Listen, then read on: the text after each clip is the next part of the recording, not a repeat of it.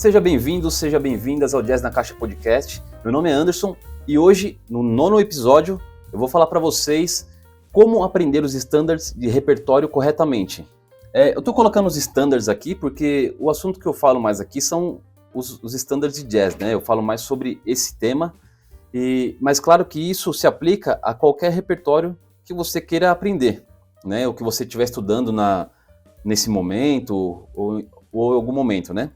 É importante a gente aprender esses standards porque isso vai fazer parte do nosso repertório quando a gente estiver tocando, colocando em prática isso, se você apresentar, for ensaiar, for estudar, enfim, a gente vai ter em contato com esse tipo de música o tempo todo ou quase o tempo todo, né? Quando a gente vai optar pela música instrumental, claro que a maior parte do repertório são os standards e claro, tem outros pontos também, né? Se você vai tocar com um cantor, com cantora, muda um pouco, mas a forma da música é a mesma, né? O que diferencia é que ali vai ter alguém cantando a melodia. E para quem é cantor e para quem é cantora, funciona da mesma forma, né? Os standards são importantíssimos para fazer parte do repertório que você vai estar estudando, certo? Então, um primeiro ponto que a gente precisa saber é por que eu quero aprender esse standard? Porque não é só aprender por aprender, né? Você não vai só tocar por tocar. Então a gente precisa saber qual que é o ponto que a gente quer chegar tocando esse repertório, né? Então isso é muito importante para que a gente consiga dar continuidade ou consiga fazer isso de uma forma efetiva.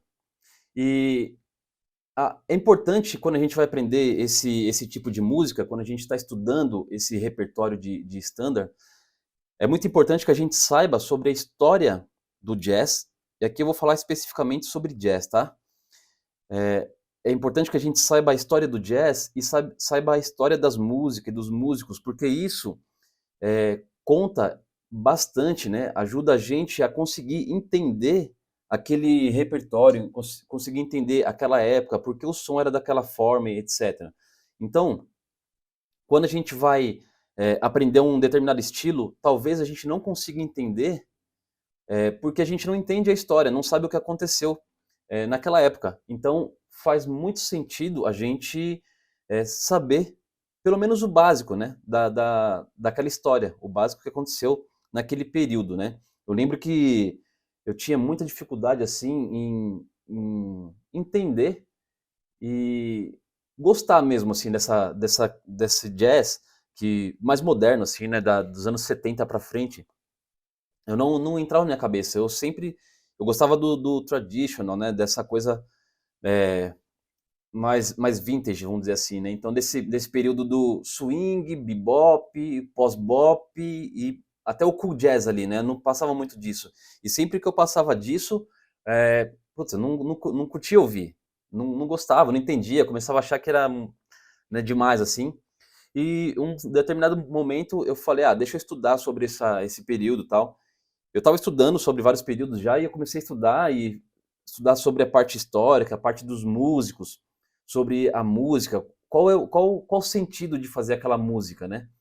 E aí eu comecei a entender melhor essa questão da musicalidade daquele período, como os músicos pensavam, o que eles queriam naquele momento, né. Então, eh isso ajuda bastante, né, isso faz bastante sentido para que a gente consiga, entender, de fato, aquele período, aquele momento, né, o que está acontecendo e tal. Então, é bastante importante a gente saber sobre os períodos, os estilos e o que foi acontecendo em cada momento ali, né. Eh, uma outra coisa, a gente precisa aprender a escutar o repertório.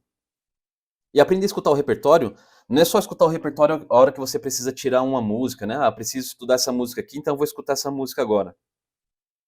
Estudar o repertório é você ter contato, o máximo possível de contato com esse tipo de música. Então você precisa escutar muito isso, para você conseguir interiorizar e conseguir entender, né, como que isso funciona, como que você, eh vai poder depois reproduzir isso. Como funciona, como você vai interagir tocando com outras pessoas, a hora que você está escutando, porque isso faz parte também, né? Então, a gente aprende muito escutando. Então, se preocupe também em escutar muito. Crie uma playlist sua das músicas que você mais gosta ali, ou do repertório que você está estudando, é, seja para a escola que você está estudando, seja com o professor que você está estudando, ou seja no grupo que você está participando aí, que vai começar a estudar um tipo de repertório. Muito importante você começar a estudar e escutar esse repertório.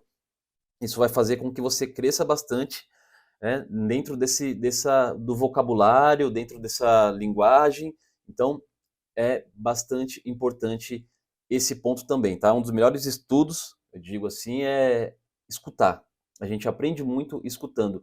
E escute o mesmo tema com vários músicos tocando, né? Porque cada músico que toca o mesmo tema soa diferente, né? Porque cada músico tem uma forma de tocar. Então pode ser que com um músico você não goste tanto daquele tema, mas pode ser que com outro músico você entenda melhor aquele repertório, né? Entenda aquela música, tenha mais sentido para você. Então faça isso. Escute vários temas com vários músicos diferentes, certo? Uma outra coisa que é muito importante é aprenda a melodia de ouvido. Então, toda música que você vai tocar, aprenda de ouvido a melodia e tenha boas referências para isso, né? Porque aprender a melodia, é claro, você tem a melodia da forma que ela é e a melodia é modificada conforme você vai escutando alguns músicos, principalmente quando você pega instrumentistas, saxofonista, trompetista, guitarrista, etc. Geralmente, eles não tocam o tema da forma original, vamos dizer assim. Sempre tem uma mudança, ou melódica, ou rítmica. Então é importante você ter boas referências para saber o tema da forma que ele é, e depois, claro, você vai escutar esse tema com outros músicos, né? Outros músicos tocando. Eu lembro que eu aprendi eu acho que foi Stella by Starlight. Stella by Starlight. Eu aprendi esse tema e eu aprendi em uma versão de um guitarrista. E aí eu tocava aquela versão. E eu lembro que fui tocar com um professor na época, e ele falou: "Ah, vamos tocar esse tema tal?" Eu falei: "Vamos." Aí eu tocava e falou: "Cara, por que toda vez que chega aqui você faz desse jeito a melodia?" Daí eu falei: "Ah, porque é assim." Daí ele falou: "Não, a melodia não é isso, a melodia é de tal forma." E não que estivesse errado eu fazer a melodia daquela forma, mas tem sentido também você tocar a melodia da forma que ela é. É interessante você saber a melodia da forma que ela é, e depois você aprender também, né, ou escutar as variações que existem por aí, com outros músicos tocando e tal, né? Então isso faz parte do repertório. E o importante de você saber a melodia da forma que ela é, porque caso você precise tocar em um determinado evento, ou com um cantor, geralmente os cantores seguem mais a forma que é mesmo a melodia, né? Então é bom você saber como ela é realmente, para que você toque da forma que ela seja, né? Ou que você não faça alguma coisa, é, sei lá, que não esteja dentro do padrão, vamos dizer assim, na hora que você estiver tocando, for acompanhar algum cantor, alguma cantora. E depois você fica mais livre também, né? Saber para onde ir a hora que você precisar mexer nisso, né? Mas é importante você saber a melodia da forma correta. E algumas referências que são boas para isso, Frank Sinatra é um ótimo cantor, assim, ótima referência para você aprender a melodia da forma correta. Ele não faz muitas variações nas melodias, ele canta geralmente a melodia da forma que ela é, da forma correta. Billie Holiday, Sarah Vaughan, né? Tem bastante coisa assim que eles cantam a melodia da forma que a melodia é, ok? Então aprenda isso de ouvido, escute a melodia, e depois que você souber cantar a melodia, aí você vai para o instrumento e toca. Claro que isso é um processo também, né? Às vezes a gente está naquela ansiedade, já pega o tema, já quer sair tocando. Tudo bem, é válido também, né? Tudo importa, tudo faz parte. Mas se você tiver a oportunidade de aprender primeiro a melodia, para depois você pegar o instrumento e tocar, você vai ver que você vai tocar com muito mais facilidade, né? Porque já está memorizada aquela melodia, e quando você for estudar esse tema, vai ficar mais fácil de você tocar. E a mesma coisa serve quando você vai tocar um solo, né? Estudar um solo e tal. Você pode trabalhar da mesma forma, né? Quanto mais você absorver aquilo, mais fácil fica para você reproduzir.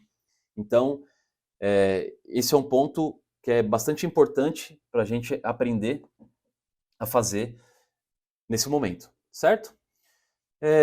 Um próximo ponto que exige um pouco mais de familiaridade com o repertório, com o instrumento, com o conhecimento musical, teórico, prático, é aprenda a harmonia de ouvido. Então, aprenda a harmonia de ouvido.